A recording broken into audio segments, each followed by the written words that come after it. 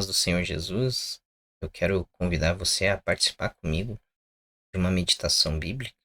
É um assunto de extrema importância nos dias em que vivemos e talvez, como eu, quando estive estudando esse assunto, venha a ser edificado e até mesmo Deus gere mais temor no nosso coração acerca desse assunto.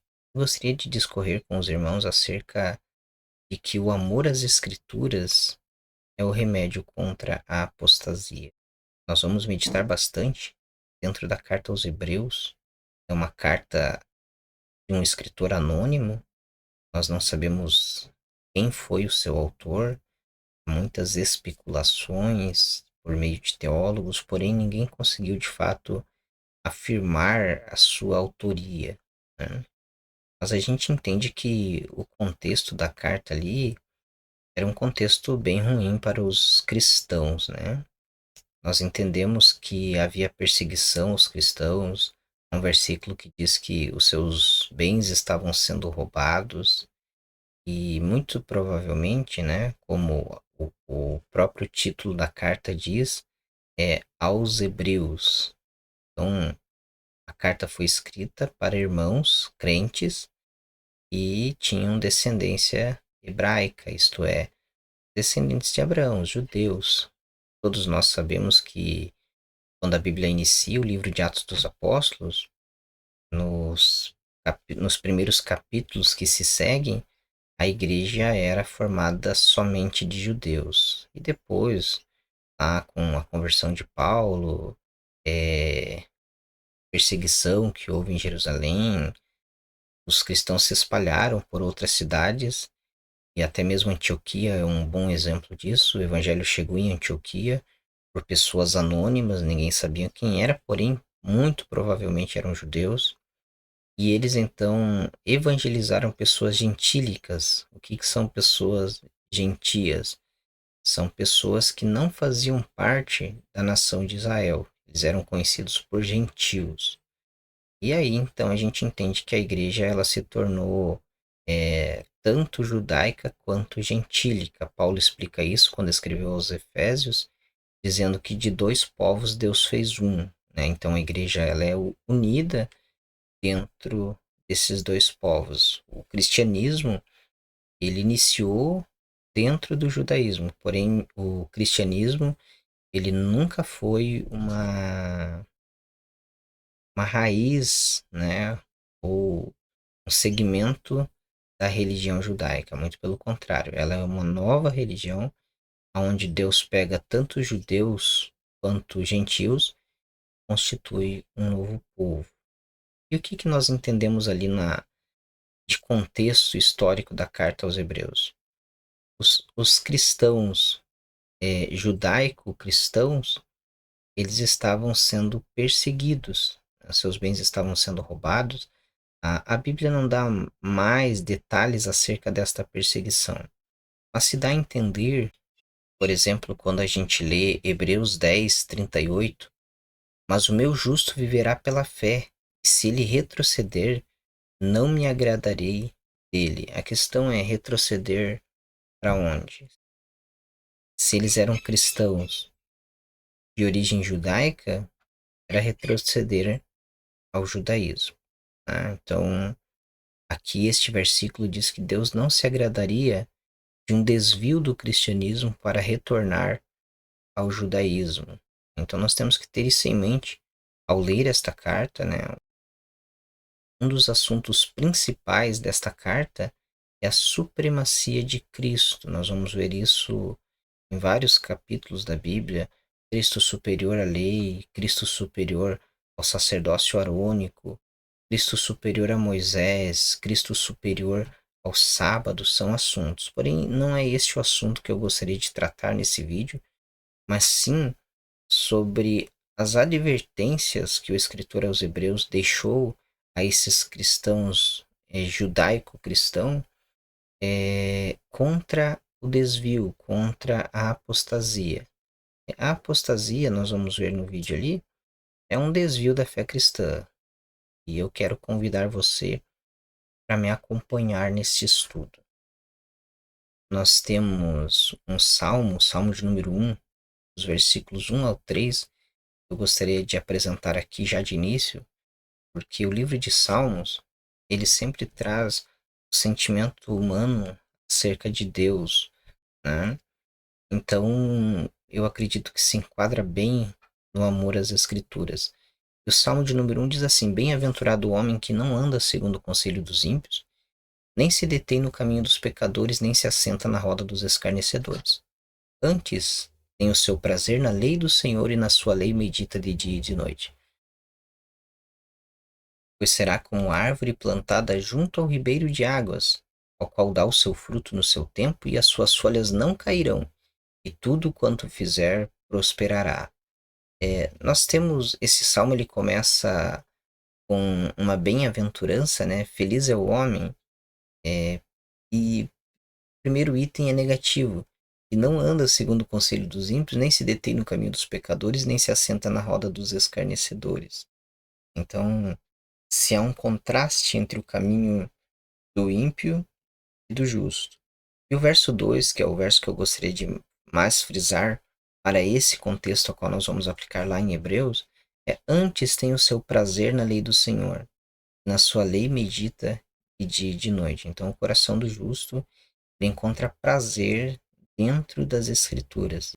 Ele vai proporcionar resistência, ou, ou este prazer vai criar neste homem o desejo de aplicar a palavra de Deus. Ao aplicar a palavra de Deus, obviamente ele vai se afastar do conselho dos ímpios, do caminho dos pecadores e da roda dos escarnecedores. E essa palavra aplicada, né, ela vai produzir. Verso 3 diz: Pois será como árvore plantada junto a ribeiros de águas, a qual dá o seu fruto no seu tempo, e as suas folhas não cairão, e tudo quanto fizer prosperará. É interessante como as pessoas gostam desse tudo quanto fizer prosperará, mas como se esquecem de se afastar do conselho dos ímpios, da roda dos escarnecedores e ter prazer na lei do Senhor. O que é apostasia? Eu peguei uma lição de escola dominical, terceiro trimestre de 2015, lição de número 5, aonde o comentarista da lição, ele vai dizer assim, ó: a apostasia. A igreja em Éfeso estava sob ataque dos falsos mestres. Essa lição, ela tem por referência a carta de Paulo a Timóteo. Paulo não se omitiu nem se intimidou diante deles, mas com coragem e ousadia combateu os ensinos heréticos que esses disseminavam. Ele tomou todas as providências necessárias para coibir a ação maligna. Paulo foi incisivo ao advertir Timóteo para que ele doutrinasse a igreja em Éfeso, a fim de que os irmãos não viessem a apostatar da fé cristã. O que significa apostasia? Significa abandono premeditado e consciente da fé cristã. Sabemos que no Antigo Testamento foram muitas as apostasias cometidas pelos israelitas. Para Deus, a apostasia é vista como um adultério espiritual. Então, aqui nós temos uma definição de apostasia, onde, é, até mesmo na igreja de Éfeso, quando Paulo escreveu a Timóteo, havia o risco dos cristãos daquela congregação se apostatar. Aqui também nós vamos ver na carta aos Hebreus, o escritor ele se preocupa com esse assunto sobre o desvio, sobre se apostatar da fé. Nós temos 6 advertências na carta aos Hebreus que nos indicam nisso. A primeira advertência está lá em Hebreus capítulo 2, Hebreus capítulo de número 2, versículos 1 ao 4. Vou ler na Corrigida e Fiel, e diz assim: Portanto, convém-nos atentar com mais diligência às coisas que já temos ouvido, para que em tempo algum nos desviemos dela. E se a palavra falada pelos anjos permaneceu firme, e toda transgressão e desobediência recebeu a justa retribuição, como escaparemos nós, se não atentarmos para uma tão grande salvação, a qual, começando a ser anunciada pelo Senhor, foi-nos depois confirmadas pelo que a ouviram, e testificando também Deus com eles por sinais, milagres e várias maravilhas e dons do Espírito Santo, distribuídos por sua vontade? Então, aqui a primeira advertência é em relação a dar atenção ao Evangelho, né? A palavra aqui que é utilizada, né, no versículo de número 1, portanto, convém nos atentar com mais diligência para as coisas que já temos ouvido, para que em tempo algum nos desviemos dela, né? O desviemos aqui é um tropeço, é você deixar escapar algo. Então nós devemos, olha a importância de se dar atenção ao Evangelho. Quando nós damos a atenção devida ao Evangelho, isso nos livra ou nos priva, né, de pecarmos contra o Senhor. É muito interessante porque a palavra apostasia, ela quer dizer um desvio racional da fé. Isto é, eu vou encontrar uma razão ou um motivo que me leve a se desviar, a se afastar, né? Ou a virar as costas para Deus. E a primeira advertência que o escritor aos Hebreus deixa aos irmãos é que eles deveriam atentar para o Evangelho, não deixar o Evangelho escorregar entre os seus dedos. Então, a primeira advertência, ela quer falar para a gente que nós devemos ter atenção ao Evangelho. Por exemplo, quando a gente vai verificar a palavra que está falando desviemos aqui, ó, a gente vai ter um strong e quer dizer deslizar por, a fim de que não sejamos levados, passar por, né, algo que escapa, escorrega da minha mente. Então o evangelho ele precisa ser guardado. É interessante porque parece até que faz um paralelo com o Salmo 119, né? Como purificará o jovem o seu caminho? Observando segundo a sua palavra. Tua palavra escondi no meu coração, para eu não pecar contra ti, são afirmações lá do salmista, e que se enquadram muito bem com esse contexto aqui de Hebreus 2, 1 ao 4, onde a primeira advertência que temos e que serve de remédio para a apostasia é atentar para a mensagem do Evangelho. Quando a gente fala de Evangelho, nós entendemos que estamos falando das boas novas. As boas novas ou as boas notícias são aquilo que nos é revelado por intermédio dos evangelhos, das cartas de Paulo. É a mensagem de Deus para a salvação de todo homem. Paulo fala e sistematiza isso de forma muito maravilhosa dentro da carta aos Romanos. Nós temos, por exemplo, Romanos 1, do 16 ao 17, diz assim, ó, porque não me envergonho do evangelho de Cristo, pois é o poder de Deus para a salvação de todo aquele que crê, primeiro do judeu e também do grego. Porque nele se descobre a justiça de Deus de fé em fé, como está escrito, mas o justo viverá pela fé. Nós entendemos, né, que a salvação, ela por meio da fé. Porém, essa fé, ela precisa ser direcionada da forma correta. Nós vamos ver, por exemplo, a leitura bíblica, lá em Romanos 10, do 13 ao 17, onde Paulo trata deste mesmo assunto, dizendo assim, ó, porque todo aquele que invocar o nome do Senhor será salvo. Aqui é uma promessa, né? Se eu invocar o nome do Senhor, eu serei salvo. Mas olha que coisa interessante. Como, pois, invocarão aquele em quem não creram? Então não há como eu crer em Cristo se eu não conhecê-lo. E como crerão naquele em quem não ouviram? Se eu não ouvir acerca de Cristo, será impossível eu crer. E como ouvirão se não há quem pregue? Então, é, a pregação chegando aos ouvidos vai descer ao coração e vai produzir fé. E como pregarão se não forem enviados? Como está escrito, conformosos os pés dos que anunciam o evangelho de paz, os que trazem alegres novas de boas coisas. Mas nem todos têm obedecido ao evangelho, pois Isaías diz: Senhor, quem creu na nossa pregação? De sorte que a fé é pelo ouvir, e o ouvir pela palavra de Deus. Então a palavra de Deus, ela pregada de forma correta, né? O evangelho anunciado, ele vai trazer fé ao coração incrédulo. Nós entendemos que, mediante a atuação do Espírito Santo, que convence o homem dos seus pecados,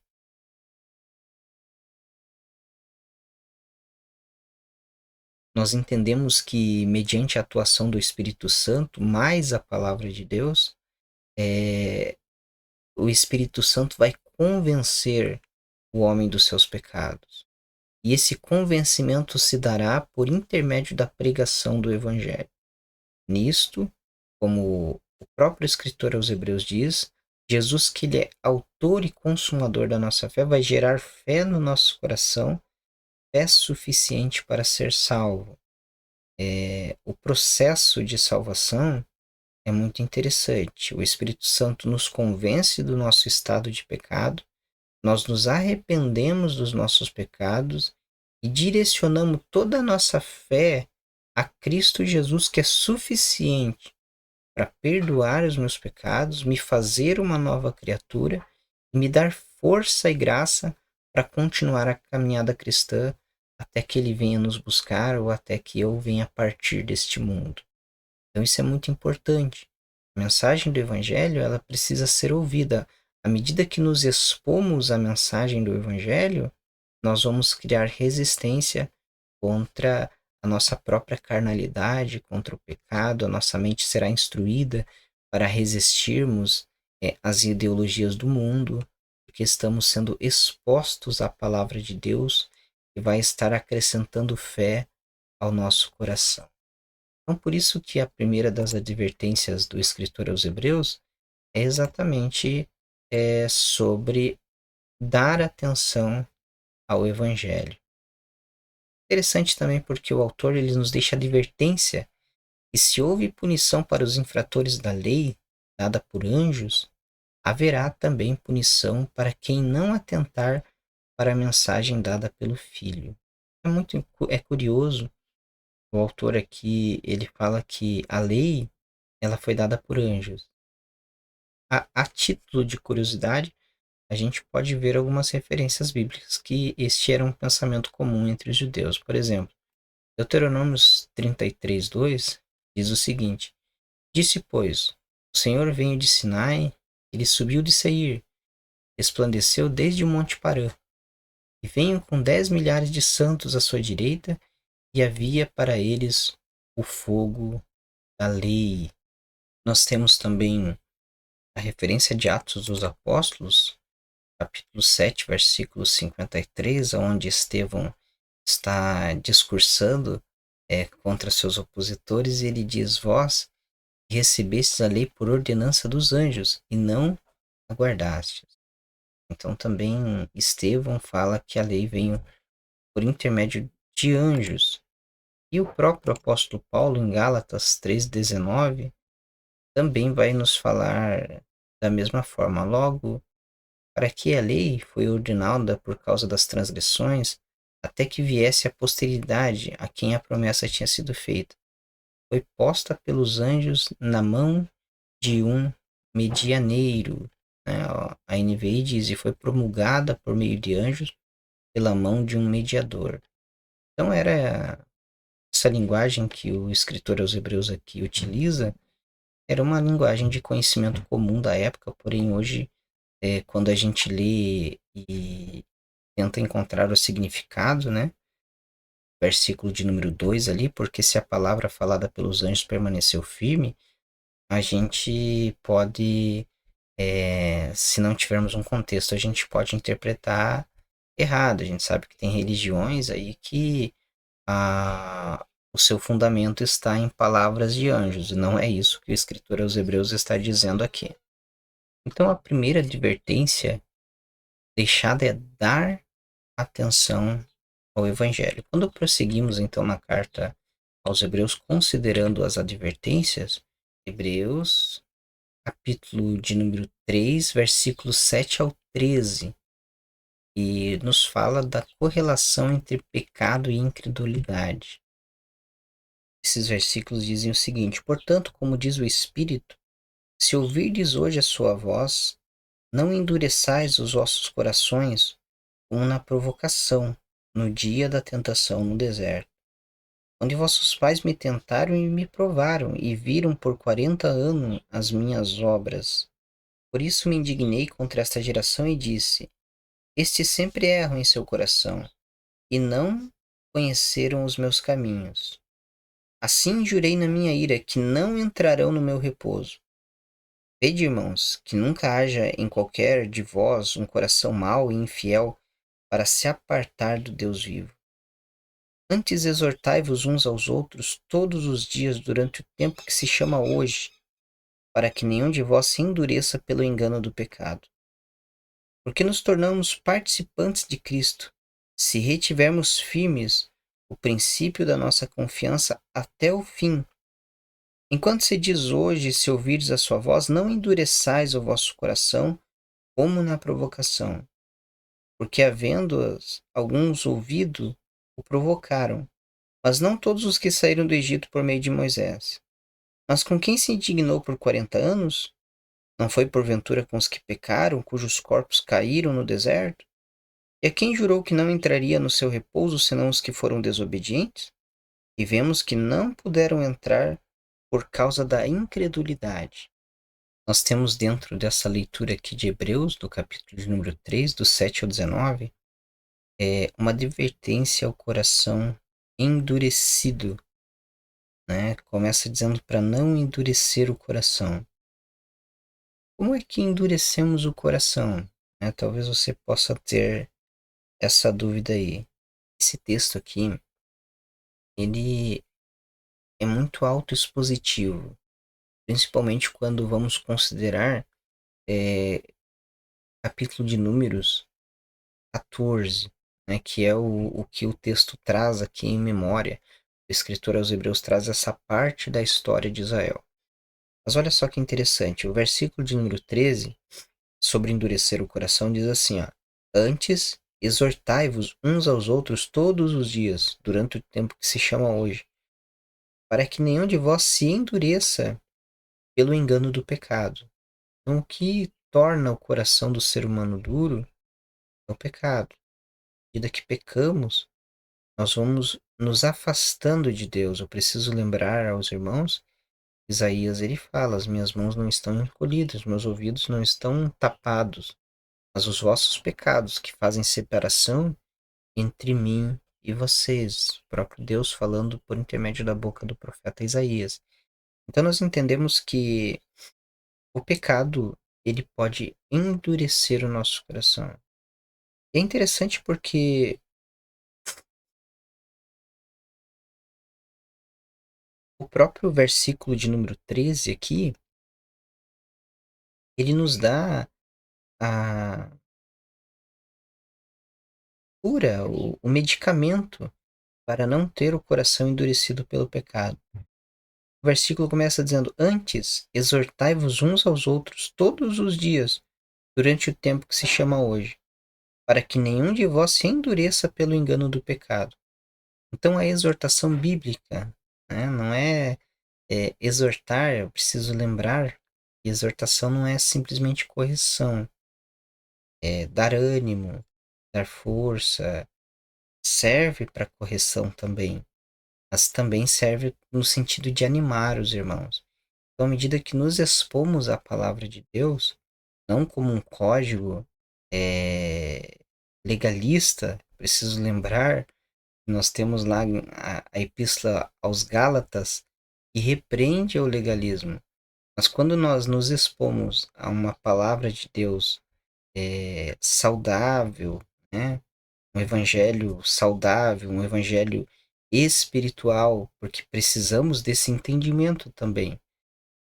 Não adianta simplesmente nos expormos à palavra de Deus, sendo que a palavra de Deus precisa da iluminação do Espírito Santo, né? O próprio Paulo, quando escreveu aos Coríntios, ele diz que as coisas de Deus elas se discernem espiritualmente.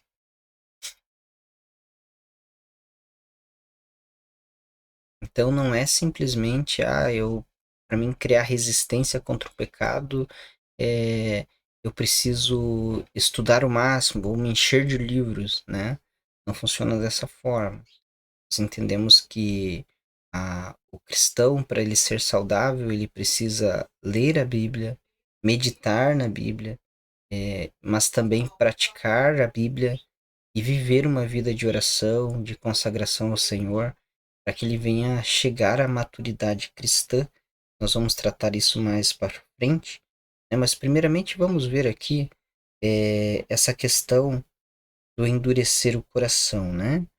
Então os versículos 7 e 8 nos falam disso, que nós não podemos resistir à voz e nem endurecer o coração, devemos ter cuidado. O versículo 13 nos explica que o pecado é que endurece o coração. Os versículos de número 9 e 10, eles vão continuar dizendo sobre onde os vossos pais me tentaram e me provaram e viram por 40 anos as minhas obras. O versículo de número 10 vai dizer o seguinte: Por isso me indignei contra essa geração e disse: Estes sempre erram em seu coração e não conheceram os meus caminhos.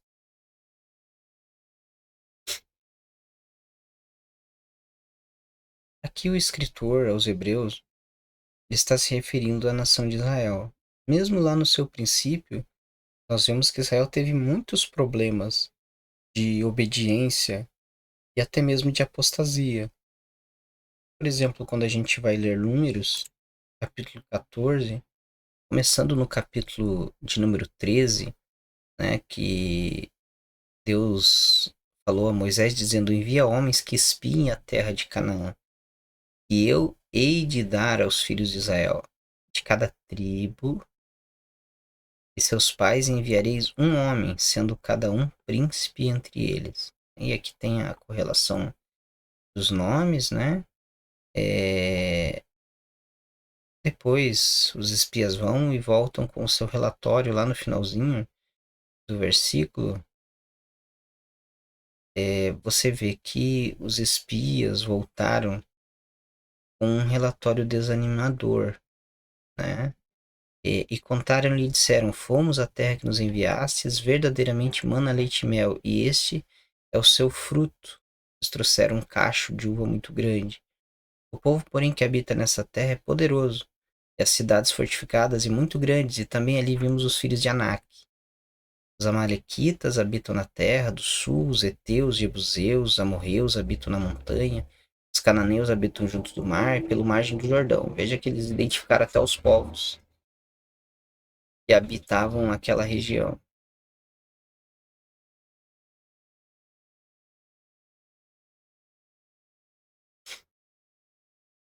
Olha que interessante.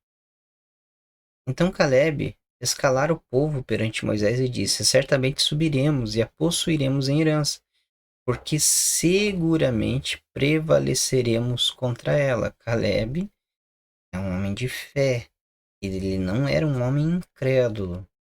Porém, os homens que com ele subiram disseram: Não podemos subir contra aquele povo, porque é mais forte do que nós. E infamaram a terra que tinham espiado, dizendo aos filhos de Israel: A terra pela qual passamos a espiá-la é terra que consome os seus moradores. E todo o povo que vimos nela são homens de grande estatura. Também vimos ali gigantes, filhos de Anak, descendentes dos gigantes, e éramos aos nossos olhos como gafanhotos.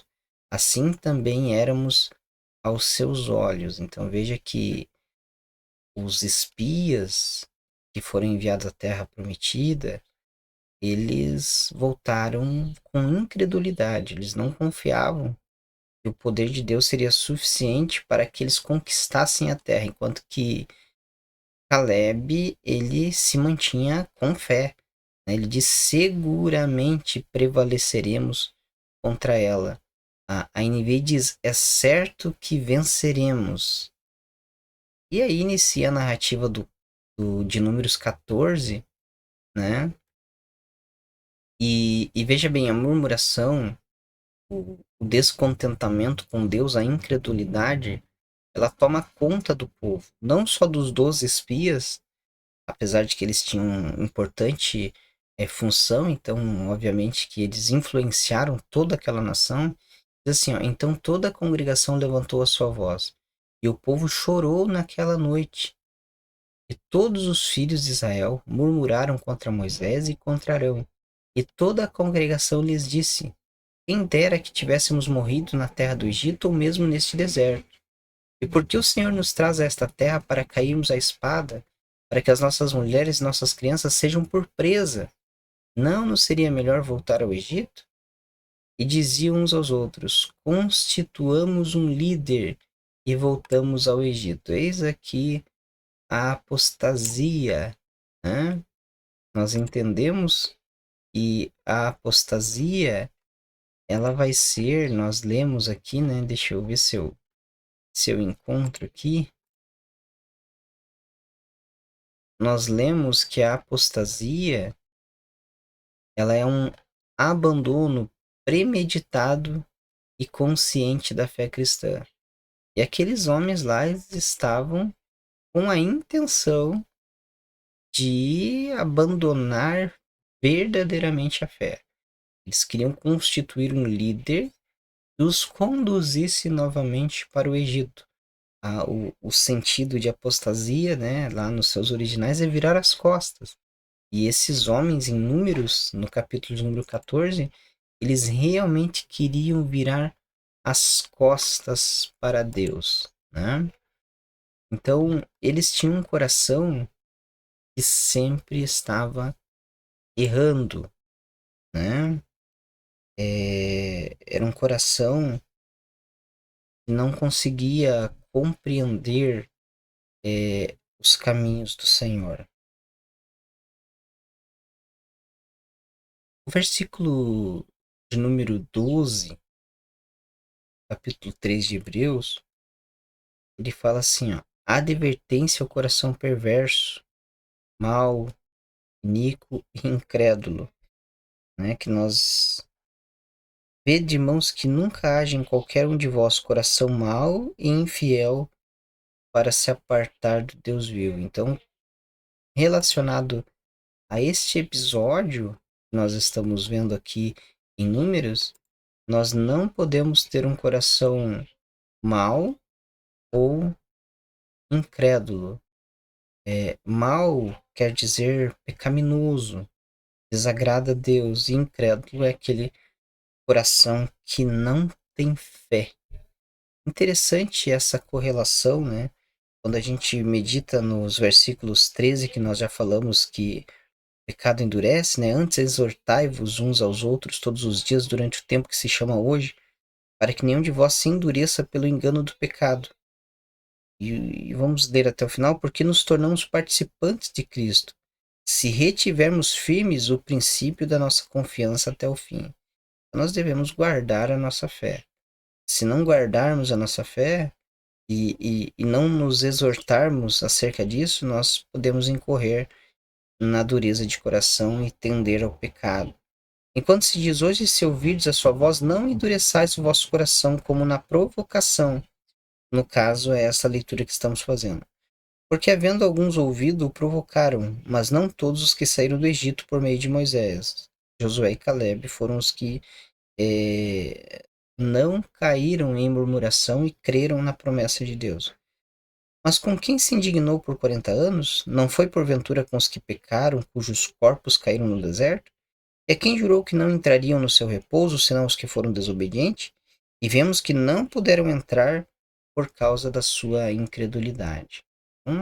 A gente percebe esse vínculo, e eu posso afirmar aqui que a incredulidade gera pecado. Nós vemos que o, os irmãos ali, os espias, né? Eles foram à terra espiar e voltaram incrédulos.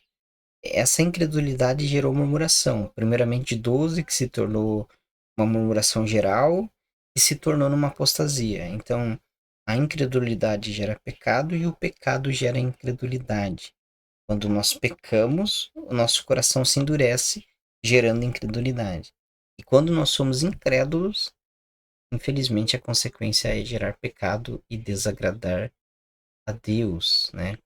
Quanto é interessante E a gente, meditando neste capítulo 14 aqui, nós vamos ver, por exemplo, o versículo de número 22, que diz bem assim, ó. E todos os homens que viram a minha glória e os meus sinais que fiz no Egito e no deserto e me tentaram essas 10 vezes e não obedeceram a minha voz, não verão a terra de que a seus pais jurei, e nenhum daqueles que me provocaram haverá. Eu gostaria de ressaltar aqui, ó, tentaram essas 10 vezes. Então perceba-se que Deus estava sendo paciente com Israel.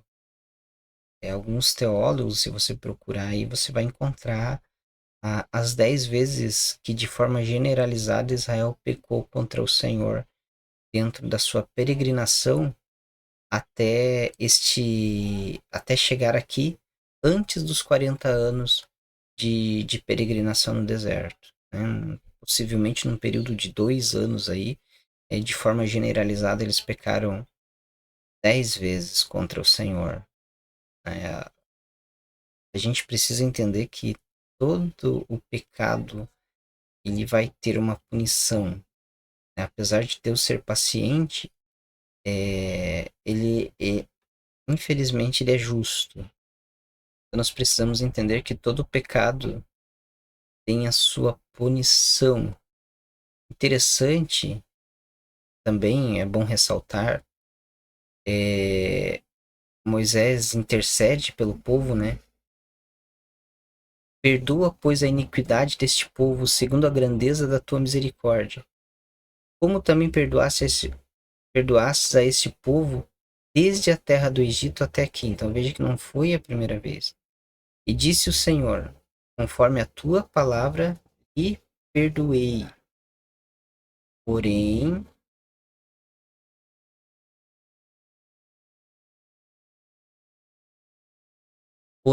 tão certamente como eu vivo, e como a glória do Senhor encherá toda a terra, em que todos os que viram a minha glória e os meus sinais que fiz no Egito e no deserto, e me tentaram essas 10 vezes, e não obedeceram a minha voz, não verão a terra que a seus pais jureis, e nenhum daqueles que me provocaram haverá.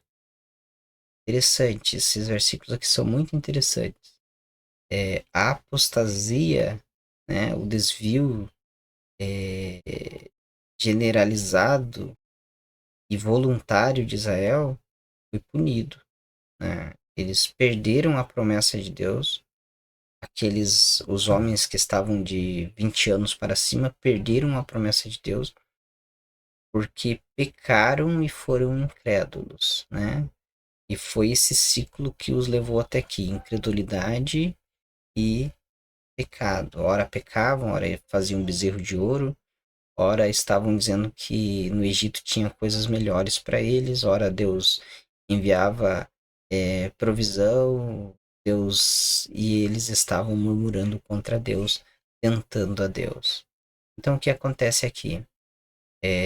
Esses homens, segundo está escrito aqui, a sua iniquidade, o seu pecado foi perdoado, porém não foi restituída a sua herança, isso é, a promessa que Deus havia lhes dito. A sua promessa foi cumprida na vida dos seus descendentes, isto é, dos israelitas que tinham menos de 20 anos, com exceção de Josué, Caleb, volto aqui a frisar essa questão, né? Então, o que entendemos e por que devemos estudar a Epístola aos Hebreus? Comparando o Antigo Testamento, as citações que o próprio escritor nos dá, e também posteriormente não tratar as advertências isoladas. Existem algumas pessoas que dizem que a apostasia ela é um pecado que não tem perdão. Não está dentro da Bíblia nenhum versículo que nos diga que a apostasia não possui perdão. O problema está na dureza de coração. Pode levar o homem a não se arrepender mais e acabar morrendo na condenação eterna. se não houvesse perdão para a apostasia, Deus também não perdoaria esses israelitas aqui. Quanto à salvação, não tem como dizer, né, quais destas pessoas realmente chegaram ao arrependimento e foram salvas, porque até mesmo depois disso aqui, eles ainda vão ir contra a ordenança de Deus. Deus disse que eles iriam peregrinar por 40 anos no deserto. Você vai ver que, se você continuar a leitura, e eles tentaram invadir Canaã à força agora e foram derrotados, porque Deus disse que eles iriam peregrinar por 40 anos no deserto.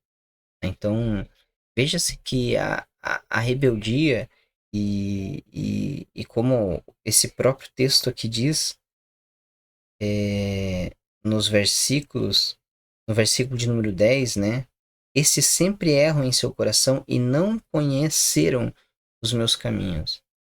Israel, da peregrinação, tinha um problema muito sério em conhecer os caminhos do Senhor.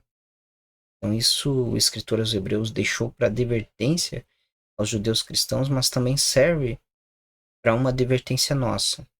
Se nós realmente conhecemos os caminhos do Senhor, dentro dessas duas advertências, nós precisamos pensar se estamos dando verdadeira atenção ao Evangelho. Se somos como o salmista, que escondemos a palavra de Deus no nosso coração a fim de não pecarmos contra o Senhor.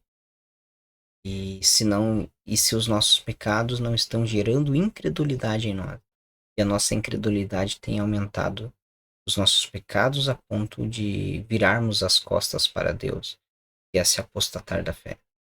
Gostaria que você pensasse nisso e vamos encerrar por aqui. Eu acredito que o vídeo já está bem grande já. Nós vamos continuar esse assunto. Nós temos mais outras referências, outras advertências. Nós temos outras advertências, né? Hebreus 5, do 10 ao 14, Hebreus 6, do 1 ao 11, Hebreus 10, do 22 ao 39, e Hebreus 12, do 15 ao 29, que nós vamos tratar em outro momento, né? E eu espero que o Senhor possa abençoar você. A minha oração é que o seu coração ele possa ser amolecido, né? E a palavra de Deus venha quebrantar o seu coração, a fim de que você possa temer a Deus, a fim de que você possa direcionar toda a sua fé ao Senhor Jesus Cristo. E por meio disto, ser abençoado. Nós entendemos que Israel, né, eles estavam atrás de uma herança terrena. Então, até por mais que perderam a herança, não houve condenações eternas, porque os seus pecados e as suas iniquidades foram perdoadas e a salvação, mesmo ali, ainda era individual e não coletiva. Então, mas nossa promessa é uma promessa eterna. Como o próprio escritor aos Hebreus, ele vai falar no capítulo 2, ali, os versículos 1 ao 4 que lemos, se havia condenações para quem desobedecia a lei, quanto mais nós. Gostaria que você meditasse nisso.